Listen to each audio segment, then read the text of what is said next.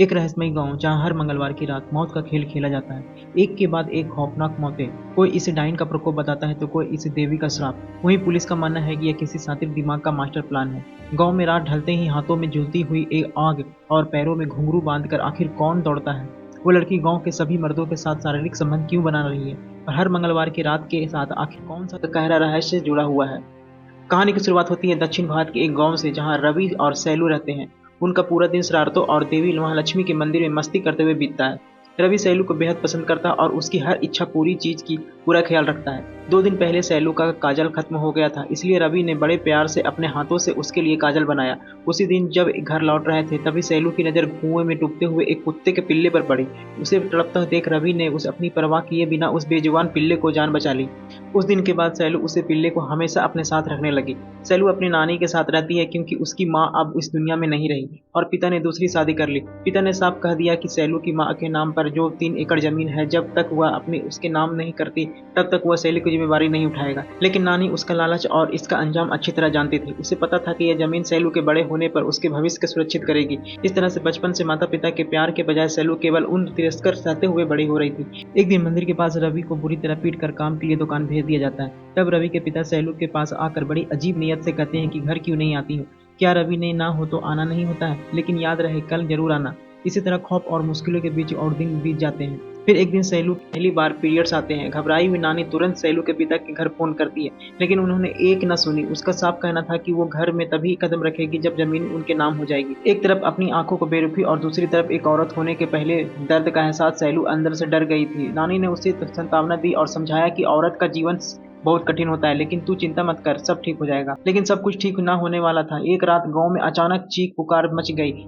शोर सुनकर सैलू घबरा उठी। उसने देखा कि गांव वाले रवि घर के सामने जमा है और पूरा घर धुआं धुआं कर जल रहा है। इस भयानक आग में रवि उसका पिता दोनों ही जिंदा जलकर राख हो गए। इस दर्दनाक हादसे ने सैलू की जिंदगी की आखिरी उम्मीद भी छीन ली। इस दुनिया में एक ही था वो जिसे वो अपना समझती थी। आज वह भी हमेशा के लिए छोड़कर चला गया। इसके बाद समय का पहिया घूमता और 10 साल बीत जाने के बाद मंगलवार को आधी रात पूरा गांव गहरी नींद में डूबा हुआ है। सन्नाटे के चिरते हुए गांव को सुनसान गलियों में एक कुत्ता बादशाह भाग रहा है और उनके ठीक पीछे आ रही है एक रहस्यमयी औरत।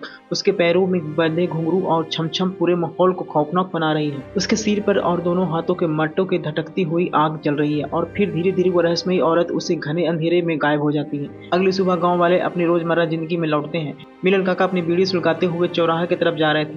तभी उनकी नजर एक घर की दीवार पर पड़ी और वो हैरान होकर वहां रुक गए। देखते देखते वहां के लोग भीड़ जुटने लगी। 2 से 3 और 3 से 30 जमा हो गए। अय्याज राजू के पीछे बैठकर जा रही अंधी बुली भीड़ देखकर वहां रुक गई। तभी डेनियल ग्वाला वहां आता और भीड़ से पूछता है कि अरे भाई, दीवार पर क्या लिखा हुआ है? मुझे भी तो पढ़ना है। मुझे तो पढ़ना नहीं आता, जरा कोई पढ़कर सुनाओ। राजू दीवार पर लिखी बात को देखकर हक्का बक्का रह जाता है और हकलाते हुए पढ़ने लगता है कि बगल वाली गली के श्यामलाल के पति का डेनियल के पत्नी के साथ बीच नाजायज संबंध है। उम्मीद है यह सच जानने के बाद गांव वाले उन्हें खुले से दिल से स्वीकार करेंगे। यह सुनते ही डेनियल के खून खौल उठा और पागलों की तरह अपने घर की तरफ दौड़ पड़ा। पूरे गांव में इस सनसनी खबर को सुनकर लोग कहना खुशी शुरू हो गई। इस खुलासे को ठीक अगले ही दिन में खौफनाक बर्दाश्त हो गई। गांव के आखिरी छोर केले के बागान के बीच में मौजूद एक कुएं श्यामलाल के पति के डेनियल की पत्नी की लाशों तैरती हुई मिली। गांव वाले यह अनुमान था कि कल सबके सामने अपनी असलियत के बदनामी और सच उजागर होने के बाद शर्म के मारे दोनों ने अपनी जान दे दी। घटनास्थल पर गांव पे नई सब इंस्पेक्टर माया पहुंचती है और जांच शुरू करती है। अपनी आदतों से मजबूर ठरकी राजू यहाँ भी माया के घूरने में बाज नहीं आता है। तभी गांव का इकलौता फोटोग्राफर बासु वहां पहुंचता है। उन दोनों के लाशों को देखकर खून सूख जाता है। माया तुरंत आदेश देती है कि इन दोनों शवों को पोस्टमार्टम के लिए भेज दो, लेकिन गांव वाले उसका विरोध करने लगते हैं। उनका कहना था कि पुलिसियों कार्रवाई और नियमों के रिसर्च के खिलाफ है। उन्होंने साफ कह दिया कि इस मामले में जो भी फैसला लेना है वह सिर्फ जमींदार बाबू ही लेंगे। इस गांव में जमींदार प्रकाश का हुक्म पत्थर की लकीर माना जाता है। हर कोई उनकी बात मानता है। प्रकाश स्वभाव के बेहद गुस्सैले और नास्तिक हैं, लेकिन असूलों का पक्का और ईमानदार भी है। उसका अपने माता पिता के साथ अजीब सा रिश्ता है। हर सुबह वह अपने मृत पिता की तस्वीर के आगे हाथ जोड़कर आशीर्वाद जरूर लेता है, लेकिन उसके तुरंत बाद वो तस्वीर पर जूते मारने भी से नहीं चुकता। इसकी वजह से वह कि उसके अय्यास और चरित्रहीन पिता ने उसकी मां का धोखा दिया था और दूसरी औरत के पीछे सारा पैसा लुटा दिया था। वहीं दूसरी तरफ प्रकाश की पत्नी राजेश्वरी देवी अपने पति एकदम विपरीत है। उनका स्वभाव बेहद शांत है। वो दिन भर पूजा पाठ में मग्न रहती है पूरे गांव के लोग उनके बहुत आदर करते हैं और उन्हें साक्षात देवी का रूप मानते हैं। प्रकाश घटनास्थल पर पहुंचता है और आते ही सब इंस्पेक्टर माया को सख्त लहजे से चेतावनी देता है कि किसी भी कीमत पर इन लाशों को पोस्टमार्टम नहीं भेजा जाएगा और यह मेरा गांव है और यहाँ मेरा फैसला आखिर फैसला होता है। मजबूरन माया ने पीछे हट जाया है और प्रकाश का आदेश अनुसार डेनियल पत्नी को ताबूत में रख कर दफन कर दिया जाता है और श्यामलाल की पत्नी का शमशान घाट पर अंतिम संस्कार कर दिया जाता है। लेकिन जैसे ही संस्कार के बाद सभी लोग शमशान चले जाते तब वहाँ चीता के लपटों के पास एक नकाब रहस्यमयी व्यक्ति को खड़ा देखा जाता है जो खामोशी से जलती हुई पिता के घूर रहा होता है। गांव में इतनी बड़ी घटना घट गई लेकिन ठरकी राजू की नीयत में कोई बदलाव नहीं आया। मुन्नी स्वामी ने अपनी पत्नी को सूरी और छोड़कर कुवैत में काम करता है।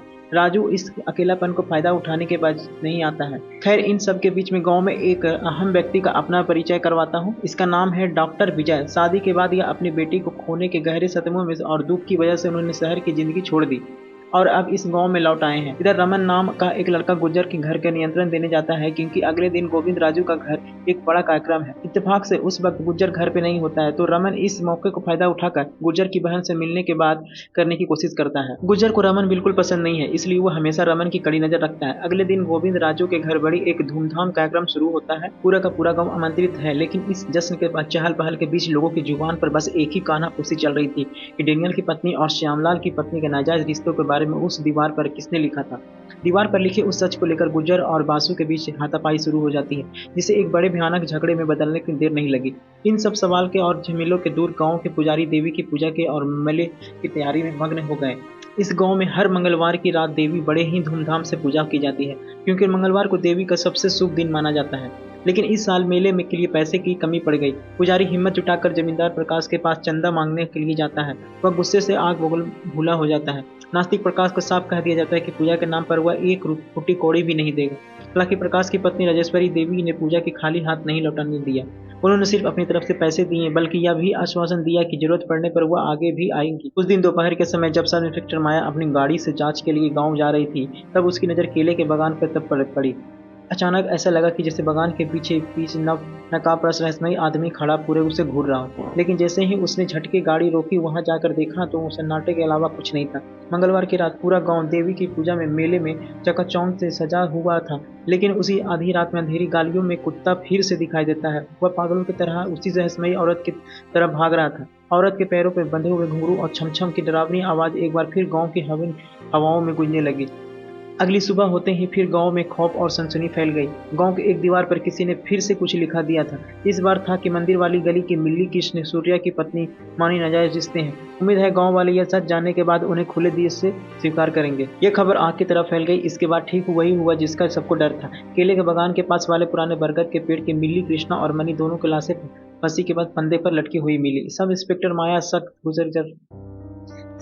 माया का शक सीधा गुज्जर पर जाता है क्योंकि मिल्ली कृष्णा और श्यामला पति दोनों ही गुज्जर के करीब दोस्त थे। शक के घेरे में फोटोग्राफ वासु ने नहीं बच पाया क्योंकि वह एक दिन पहले ही कार्यक्रम में वासु को भी हाथापाई हुई थी। तब जमींदार प्रकाश एक बार फिर अपने रौब के साथ घटनास्थल पर पहुंचता है लेकिन इस बार माया के पीछे हटने वाली नहीं थी। उसने प्रकाश को साफ शब्दों में चेतावनी दे दी, इस बार लाशों के हाल में पोस्टमार्टम के लिए जाएगी क्योंकि भले ही आत्महत्या लग रही हो लेकिन इनके पीछे कोई बहुत गहरा खौफनाक रहस्य छिपा हुआ है। माया को पूरा यकीन था कि यह सब गाँव के रहस्य कोई इंसान कर रहा है वरना लगातार दो घरों के इतने गहरे गुप्त राज किसी बाहरी इंसान को कैसे पता चलता। अब सबसे बड़ा सवाल सबसे जहन गूंज रहा था कि आखिर कौन है इन नाजायज रिश्तों को सच को पूरे सामने ला रहा है और क्यों इन लोगों को मौत का घाट उतार रहा है। और तो और एक खौफनाक बात सामने आती है कि डेनियल पत्नी की लाश उसके ताबूत से रहस्यमयी तरीके से गायब हो चुकी थी। इसलिए अब पुलिस को पास दोनों के लिए पोस्टमार्टम रिपोर्ट्स की सच तक पहुंचने का इकलौता रास्ता बची थी। दूसरी तरफ पूरे गांव में दहशत का ऐसा साया मंडराने लगा कि लोग एक दूसरे पर ही शक करने लगे। खौफनाक इतना था कि हर कोई अपनी पड़ोसियों को कातिल समझने लगा था क्योंकि पुलिस के लिए हर किसी के घर में घुसकर यह पूछना नामुमकिन था कि कौन किसके साथ नाजायज रिश्ते में है। तभी दहशत में भरे इस माहौल को गांव का पुजारी एक बहुत ही खौफनाक अतीत याद करते हुए बताता है कि जमींदार प्रकाश के दादाजी के जमाने में भी गांव में बिल्कुल इसी तरह से रहस्यमयी ढंग से लोग मारे जा रहे थे। पुजारी ने अतीत के पन्नों को पलटते हुए कांपती आवाज में बताया कि उस वक्त गांव में एक बहुत बड़ा महायज्ञ किया गया था और देवी महालक्ष्मी को रौद्र रूप में वाली मूर्ति मंदिर में स्थापित की गई थी। उसके बाद जाकर उन मौतों को खौफनाक सिलसिला थमा और अब ठीक वैसे ही गांव में सारी मौतें फिर मंगलवार की रात को हो रही है, उसी दिन जब देवी का विशेष पूजा होती है। इसलिए अब गांव वाले को यकीन हो गया था कि बिना महायज्ञ किए इस तबाही को रोकना नामुमकिन है। क्योंकि अगला दिन मंगलवार था, इसलिए यह फैसला लिया गया अगले 2 रातों तक पूरे गांव में कड़ी पहरेदारी की जाएगी। तभी बीच में एक कांस्टेबल आकर बात कटता है कि जिससे गांव वाले को शक की सुई सीधे सब इंस्पेक्टर माया की तरफ घूम जाती है। उन्हें मन में मन सवाल उठने लगती है कि गांव में ऐसे कोई नई एसआई को कदम रखते ही रहस्यमयी मौत क्यों शुरू हो गई। ऐसा तो नहीं कि खुद ऑफिसर माया ही किसी साजिश को तहत सब करवा रहे हो। खैर गांव में ढिंडोरा पीटने की जिम्मेदारी पूरी तरह से टल गई। उसने ढील पीट कर पूरे गांव में ऐलान कर दिया कि आज रात कोई भी अपने घर से बाहर ना निकले, क्योंकि हर मंगलवार को रात मौत उसी दरवाजे पर दस्तक दे रही है जो नाजायज रिश्ते के दलदल में फंसा हुआ है। रात का साया ढलते ही पहरेदारों ने जोरों से शुरू कर गई। गांव के अंदर निगरानी के जिम्मा गुर्जा ने संभाला और बासु अपनी गाड़ी से गांव के सीमाओं पर गश्त लगाने निकल पड़ा। जैसे जैसे रात का अंधेरा और खौफनाक होता गया, खेतों में पगड़ियां और दौड़ती हुई रहस्यमयी औरतें एक बार फिर नजर आई। दूसरी तरफ केले के बागान के रास्ते के एक अजनबी इंसान को शॉल ओढ़े हुए पूरे गांव में चुपके से घुसते हुए देख गुज्जर ने उसके आदमी को पकड़ने के लिए पागलों की तरह दौड़, लेकिन कुछ दूर जाने के बाद वह इंसान किसी साये की तरह गायब हो गया। उसे ना पाकर लोग 3-3 अलग टोलियों और बट गए और चप्पे चप्पे की तलाश करने लगे। ठीक उसी वक्त रात के आखिर वर्ष के डॉक्टर विजय घर लौटते हैं। हाथ में टॉर्च लिए वो खामोशी से अपने घर की तरफ बढ़ रहे होते हैं, लेकिन जैसे ही वो केले के बागान के पास पहुंचते हैं, उनके कानों में किसी लड़की के रोने की दर्दनाक खिसकती हुई आवाज गूंजती है। वह आवाज सुनकर डॉक्टर विजय के कदम वहीं थम गए और उसके झपटे में रीढ़ की हड्डी में बर्फ जैसी ठंडी हरहरन दौड़ गई। रात गए गांव में किसी लड़की के इस तरफ आने का कोई सवाल ही नहीं उठता है। फिर भी डॉक्टर विजय ने हिम्मत जुटाई और उस रोने की आवाज का पीछा करते हुए सीधे केले के बागान के अंदर घुस गए। उधर दूसरी तरफ गुज्जर के उसके आदमियों ने शॉल ओढ़े हुए अजनबी को ढूंढ निकाला और उसका पीछा करने लगे। भागते हुए उस आदमी ने गुज्जर को सटीक निशाना जानकर अपना भाला फेंका, जो सीधा उस आदमी के शॉल को चीरता हुआ निकला। अपनी जान बचाने के लिए वो आदमी नदी में कूद कर भागने की कोशिश करता है, लेकिन आखिरकार वो पकड़ा जाता है। जैसे ही उसके चेहरे पे शॉल हटाया जाता है तो सब चौंक जाते हैं। वो और कोई नहीं बल्कि उसका जान पहचाना लड़का रमन था। इधर डॉक्टर विजय उस रोने की आवाज को सहारे जैसे बागान में बीच बीच कुएं में के पास पहुंचते हैं। उनकी आंखें फटी की फटी रह जाती। उन्होंने देखा कि कुएं की मुंडेर पर एक लड़की की रूह बैठी है